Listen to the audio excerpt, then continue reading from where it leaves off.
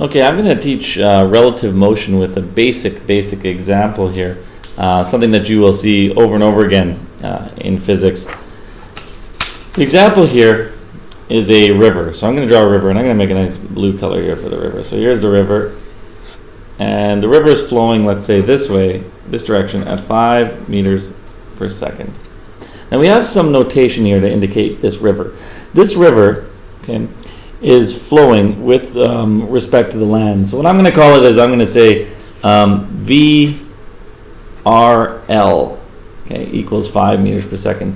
What this means is the velocity or the speed of the river with respect to the land. If I have a little boat here, so here's my little boat, and I want to cross this river, I know that this boat, okay, can cross the river in a time of, has a speed of 10 meters per second. But again, what does that look like? Well, it's the velocity of the boat with respect to the river, and this can flow at 10 meters per second. Okay, so that's the maximum that this can, when you're in the water, this boat can go at 10 meters per second. Suppose this boat just headed straight across, okay? And if I use my little, pen tip here to indicate the boat's direction, what's going to happen here is it's going to try to go across, but it won't go directly across. What's going to happen is it's going to kind of get shifted down this way and end up somewhere downriver, maybe over here. Okay, maybe over here. But it's going to try to go straight across, but it'll get shoved, of course, by the river here.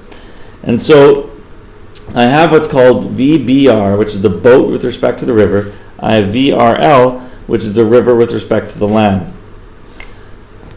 If this river has a total width of 100 meters, okay, how long, the question here is, number one, is how long to cross? Okay, how long does the boat take to cross? Well, you might be thinking that this 5 meters per second is going to influence this. But it actually doesn't. This doesn't affect it. The fact that it's moving this way doesn't affect that it's going across. In other words, if this current were still and this boat headed across, how long would it take?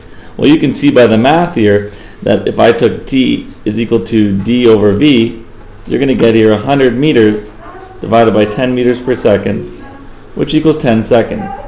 Well, it turns out that because this river is flowing, it doesn't affect this answer. So this outcome here of 10 seconds will be the same regardless.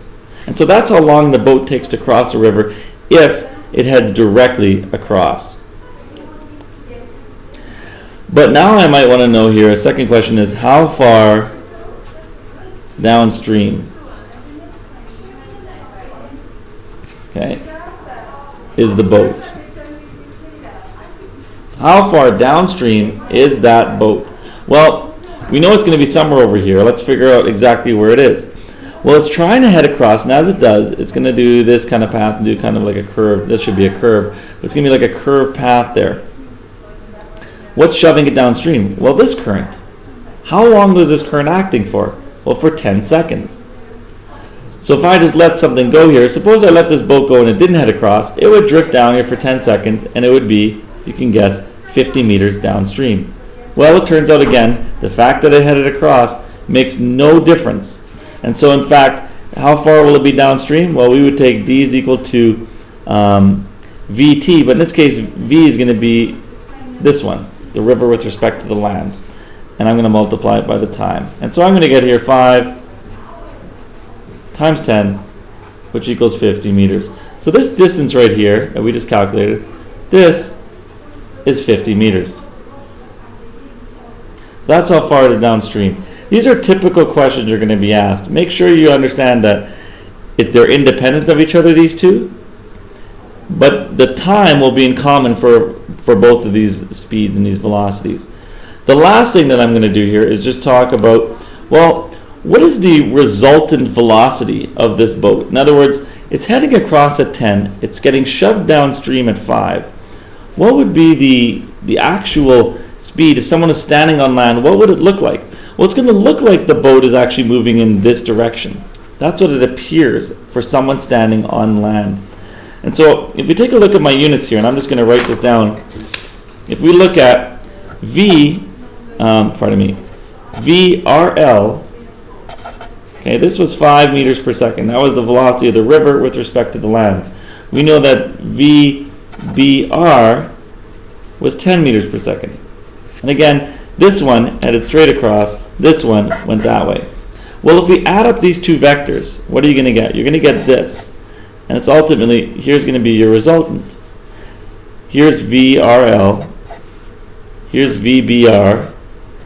What we want here is basically, what is the velocity of the boat with respect to the land? If I add up these two, and this is something I taught you in my notes, is that if I take VBR and add it to VRL, what happens here is the middle units, because these match up, because these R's match up, they cancel. And it's going to leave you with VBL. But the only way to add up these vectors, because they're perpendicular and are not parallel with each other, is with the Pythagorean theorem. And so what you're going to have to do is say, well, what is 10 squared, 10, plus 5 squared, okay, and then square root that. And that's going to give you VBL. And you ultimately get here, I believe, an answer of 11.2. I think it works out to be about 11.18 meters per second. So that would be the velocity of the boat with respect to the land. And again, that answer we just calculated was this one. It's this, what it looks and appears like is 11.2 meters per second, even though it was heading across at 10.